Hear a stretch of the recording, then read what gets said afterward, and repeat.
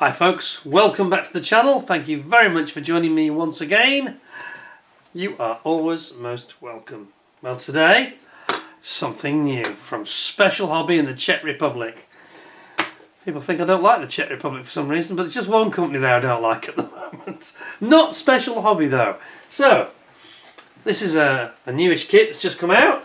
72nd scale F84F Thunderstreak. One of the sort of century jets from the USA. Very interesting subject. It's the Special Hobbies code SH72395 in 72nd scale, obviously. And quite an interesting subject. Loaned to us by a friend of the channel, David. Let's have a look at this. Now then, we've seen one or two sort of 72nd scale kits recently from Matchbox. Unfortunately from the rather ropey era. Post-Lesney, shall we call them. But what have we got here? Now, what you normally get with Special Hobby, you get nice decals. In fact, sometimes they are cartograph. No, they're printed in the Czech Republic, so they're not. Nice instructions. You get a mask set. They give you everything you need. And usually a really nice kit. So let's have a look what we've got here. Do we get a write-up, first of all? Yes, this is one of the things I love about Special Hobby. Okay, so. The development of the aircraft, which bore the designation P-84 or F-84, began during World War II. In 1944, the USAAF began work on a jet replacement. USAAF, were they actually out in 1944? Is that right? I'm not sure that's right. I think they got the dates wrong. Wasn't it 45, 46 that they became the USAAF? Anyway. They wanted to replace the P-47 Thunderbolt and were seeking a new aircraft. The first XF-84 Thunderjet flew for the first time on February 28, 1946. Oh, what's that? That's only 8-9 months after the war was over, isn't it? It was an all-metal aircraft with a straight wing, circular air inlet and fuselage shape. So basically almost like a cigar shape, isn't it, really? Test versions of the P-84A and B were successfully ordered after tests. Even after the F-84C version could not be considered fully combat capable after the formation of the USAF. Okay, yeah, I'm wrong, aren't I? The US Army Air Force. Yeah, they're right, I'm wrong. Okay. It's just the way that it's just okay. My mistake. Move on. Bury your mistakes. Yeah, delete that. Edit it out. Won't be doing. The P fighter category was designated as F when the USAF took over. The first version capable of performing all operational tasks did not become the F-84D. It was followed by the slightly more powerful F-84E with an extended fuselage. Before the outbreak of the Korean War, development of a successor with a swept wing had begun. It was the first aircraft given the designation XF-96. God, these numbers are doing my head in. Later, it was reverted to F-84. Hard to follow, isn't it? The designation of the F version, the first prototypes had the same engine as its straight-winged predecessor, the Allison J35. The air inlet was circular. Performance was increased by the new Wright J65 engine, licensed from Armstrong Siddeley Sapphire. So that's the British company. Development was so delayed that the USAF desperately needing combat-ready aircraft in Korea and elsewhere, had to order another straight-wing version of the Thunderjet, the F-84G. In the meantime, pre-production YF-84Fs with an oval inlet or two side inlets were tested. This design was applied to the RF-84F reconnaissance version. It's hard going. I'm sure they could have truncated this a bit. Development was complicated by the problems plaguing the F-84 during USAF service. The horizontal tailplane was changed to a floating tailplane. Okay, so was it at the top then? That's the way they seem to be saying. Just look at the design here, it's interesting, isn't it? Um,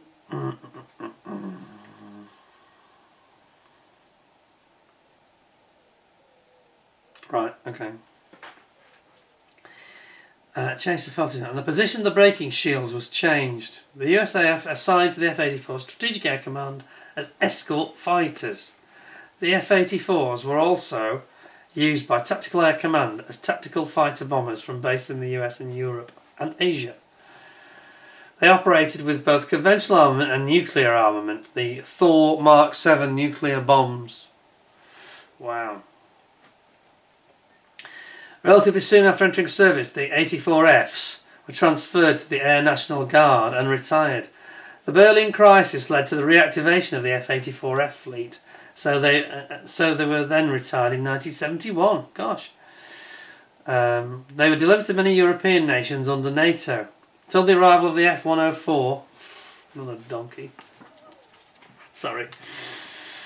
The F-84F was the main armament of the rebuilt Luftwaffe. France deployed F-84Fs, not only domestically but also to Operation Musketeer Kadesh during the Suez Crisis. F-84Fs operated with the Belgian, Dutch, Italian air forces until around the mid-70s. They served longer with the Turkish and Greek air forces, retiring only in 1983. Wow. So it was actually a good plane, you know, but I do think they could have edited that a little bit better because there's far too much repeating F-84F and it's varied several times. Anyway, we will have a look at the decals and things in a second. We'll have a little look at the... I feel exhausted having to read that. I feel like I've been through some sort of reading exam. Right, we got the sprue maps, won't worry about that too much. So you go straight into creating your inlet intake for the jet engine. Get a bit closer here. There we go. Then you're going to create your cockpit, and you're going to use is there some photo etch in this as well? Pre-cut pin. No, I don't think we've got photo etch. Can't say we want it either, it's absolutely fine. Just trying to figure out how they've got these seat belts, or have they not got any? They haven't. Okay. You've got decals though there for your instrumentation, and you're creating all your cockpit and your instrumentation there. Then you've got your jet pipe being created here. Your inlet's going in here. Outlet pipe at the back, obviously. Putting in your cockpit and then bringing your two fuselage halves together. Then your tailplane, your top spine. Top spine, good design to avoid a seam. And again here we've got avoids a seam because we're going to have a ring at the front. Ejector seat goes in here. And you've got a ventral sort of fin at the back, which again avoids a seam, a separate piece. Then we've got our wings, top and bottom, going together here. Painting your wheel wells, bringing the two tops and bottoms together. Then attaching your tailplanes and your wings, pitot tube, one or two little extras and doors and things. Then you've got the option of your open or closed canopy. And then we've got our gear going together and the doors all going in here. And we've got these rather strange, very inboard drop tanks in terms of the mounting pylons. And then it shows you the options for stores here, which is quite interesting. And we've got some very colourful decals, in fact, haven't we? So, yeah. Good Lord, look at this. 20th Fighter Bomber Wing, flown by Colonel A.G. Salisbury, USAF in Europe. RAF Wethersfield in Essex. Photographed with a nuke pylon at Prestwick, Scotland in May 1957. Gosh.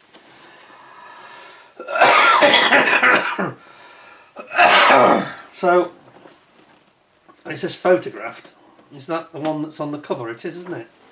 So this is actually, it's obviously taken from a photo, an artwork taken from a photo. Yep, Colonel Salisbury. So he's got, those are nukes, in fact, not tanks. Oh, nukes. And he's over Scotland. Go home. Don't drop that.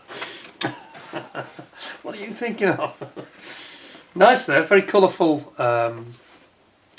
You've got lots of, you know, the metal finishing you can do on this. You can go to town with the weather, and that'll be quite interesting. And then we've got the second version is the.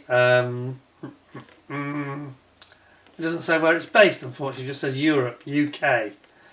So I'm wondering if that's somewhere like Alconbury or maybe it's Wethersfield in Essex again. Don't know. It doesn't say.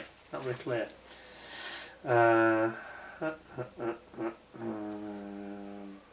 Langley. So look at the back one here. They're a bit too busy, Special Hobby. They need to sort of keep this a little bit more simple. Too wordy. That's another nice one with some blue on it. Lovely colours. Very interesting. Right. Yeah, I just found it all a bit hard work reading that, to be honest. They seriously need to get someone to edit that down.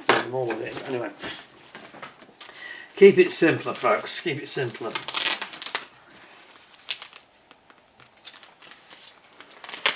Let's have a look at these decals. I have a feeling they're going to be rather nice. They are very nice. Look at these. Ooh, very, very pretty. Okay. Works of art they are. Look at this. Huh.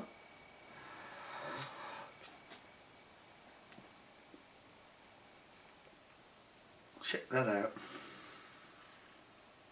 Nice. Nice and colourful, isn't it?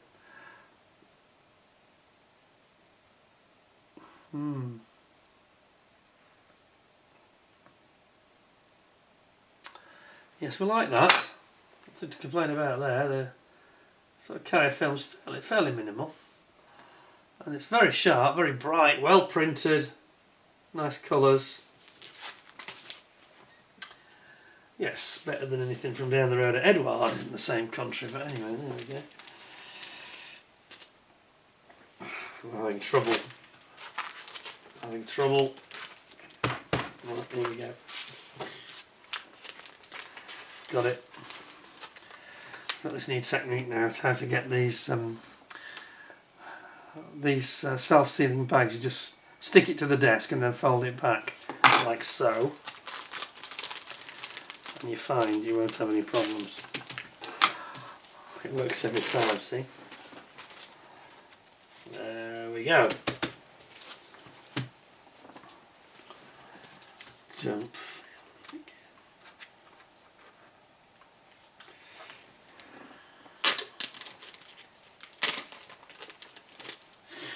Now then, we've got our mask set, and this looks really excellent. Look at the way they portray these. I like these sets that come from Special Hobby.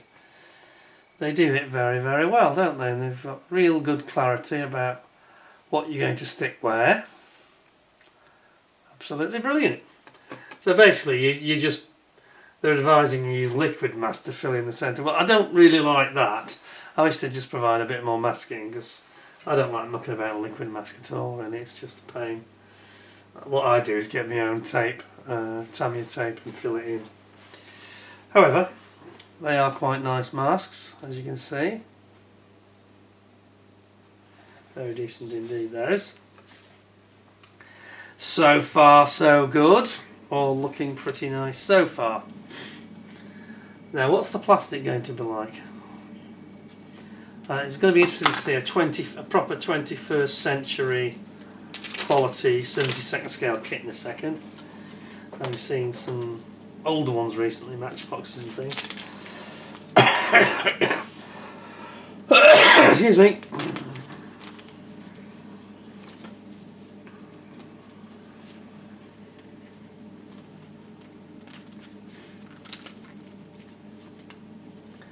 It says the masks are also made in the Czech Republic, but they don't look like Edward ones, do they? They look different. They have a different style to them. Oh. I didn't do my trick, did I, of sticking it to the deck? That's where I've gone wrong. There we go. There we are. Got there in the end. Right, all very good indeed. Now let's have a look at the plastic properly. Looking forward to this. It's, you know, I know other people have received it very well, although I've not watched any actual reviews. I've heard a lot of rumours that it's good. So let's start with the clear parts and see what we've got.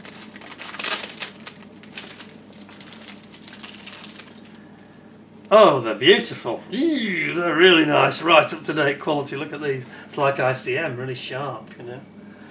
Okay. Now remember, we're only at 1/72 here, so they're quite small.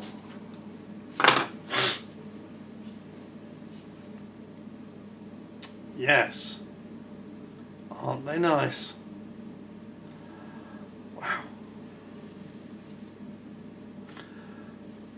Those are lovely, aren't they?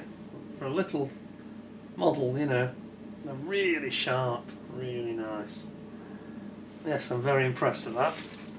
Nice, clear parts indeed. Right, now the rest. Zoom you out. Let's have a look at this fuselage. Now then.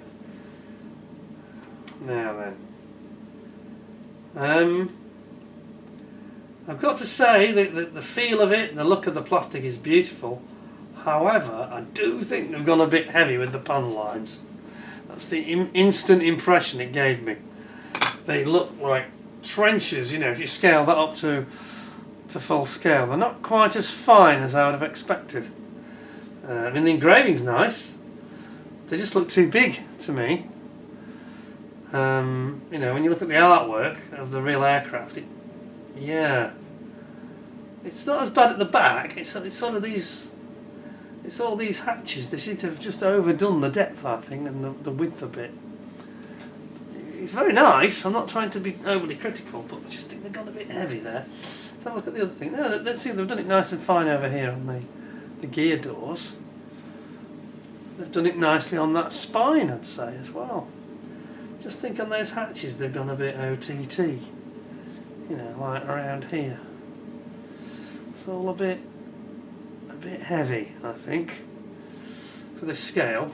They look more like 48 scale sort of panel lines to me, those, if you know what I mean. Anyway, if you look at the intake, yeah, that's nicely done, isn't it? It looks very like a Sabre, doesn't it? That's sort of its stable mates, really.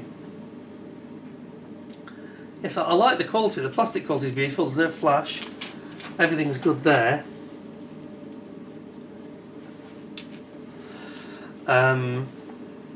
Over here. Now this they've done beautifully. Look at the fine parts. Look at the little rockets. They've done those absolutely spot on. Ooh, those are nice. 72nd scale, gorgeous. Gorgeous. And look at the instruments. How accurate that looks. How fine it is. Here. They've done that beautiful. And the wheels.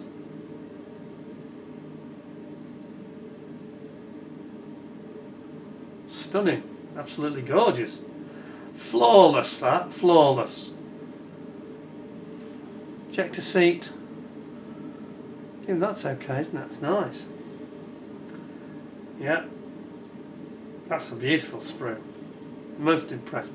Yeah, so you've got your cockpit tub there and all your switches at the side.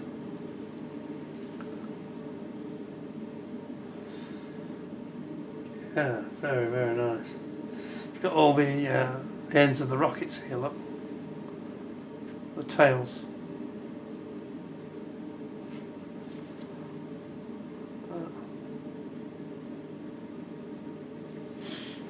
Very nice. And next we've got nuclear bombs and tanks. Gosh. And again, these are really excellent. It's just that panel lining on that fuselage. I just think they're a bit OTT there. And look at the detail they've got here on the jet fan. See that? That's exceptional. At this scale, stunning. Absolutely brilliant.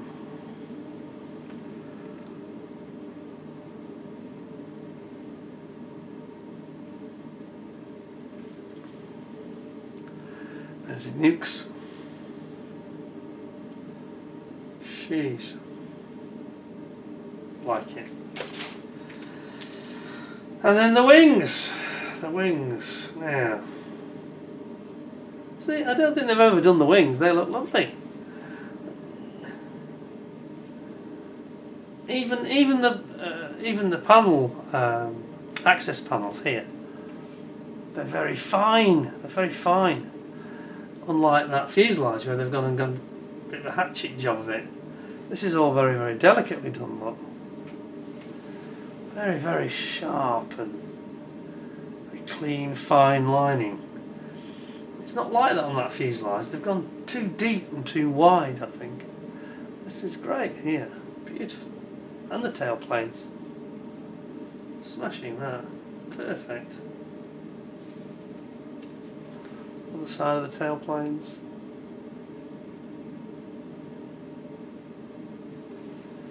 Yeah. No, that's flawless. Well, that's a kind of little bit odd. I don't know. The majority of it is stellar. But that fuselage just looks like they've gone absolutely crackers with the panel lining. It just hit me straight away. I thought, whoa, whoa. That looks a bit Matchbox, you know. Around here, for the scale, this is not the same as what we just saw on the wing, which was super, super fine and very, very crisp. And here, they've gone a bit mad along here. I just think they're a bit too deep and a bit too wide, the actual grooves. And then it goes a bit more normal toward the back. And again, here it looks just looks a bit out of scale, really.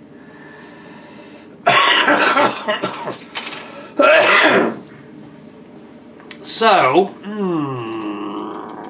I am very impressed overall with the quality standard is superb. Not sure they've got that right there. I mean, it's so beautiful in that spine as well. Lovely, subtle, crisp. So I don't know what to say really. I think I'm going to give it quite a high score. I think I'm going to give it 9.5 out of 10.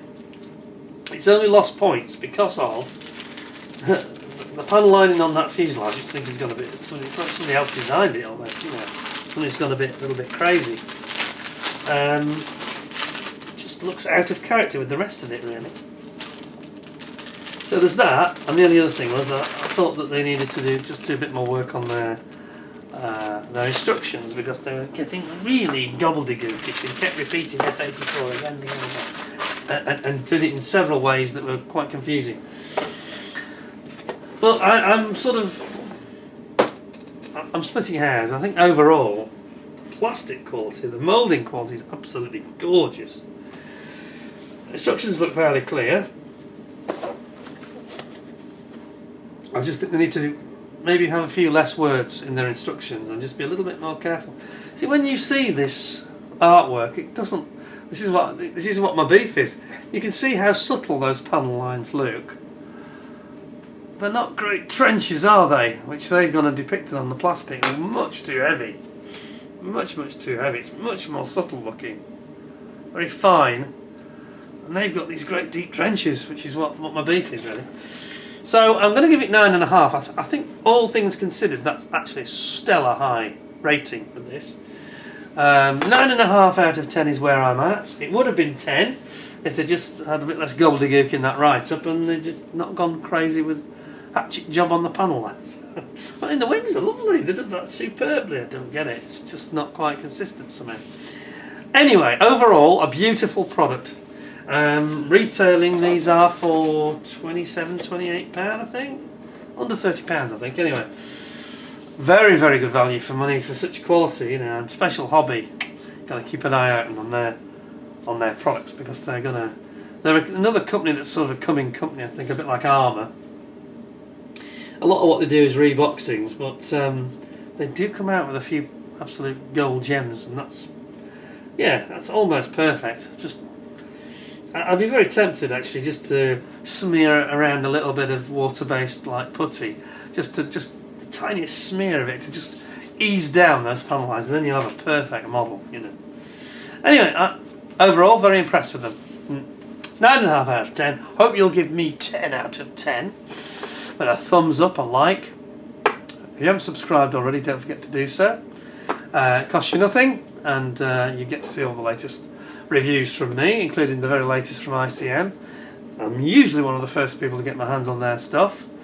So please keep your eyes peeled, stay tuned, and don't forget to ding the notification bell, and you get an instant notification when I've uploaded something new for you. More to come in the near future, but in the meantime, stay well, stay safe, stay out of trouble. I look forward to seeing you in the very near future. In the meantime, thanks very much for watching, and bye for now.